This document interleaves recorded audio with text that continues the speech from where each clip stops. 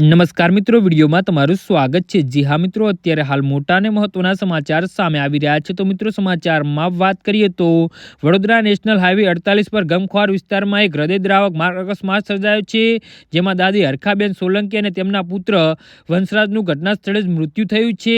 પંચમહાલથી પુત્રના ઘરે વડોદરા આવી રહેલા દાદા પૌત્ર રોડ પર ક્રોસ કરતી વેળાએ બેફામ કાર ચાલકે તેમને જોરદાર ટક્કર મારી હતી। ટક્કરની અસર એટલી ભયાનક હતી કે બંને હવામાં ફૂટબોલની જેમ ફંગોળાઈને દૂર ફેંકાઈ ગયા હતા અને ગંભીર ઇજાઓના કારણે તેમનું મોત થયું હતું।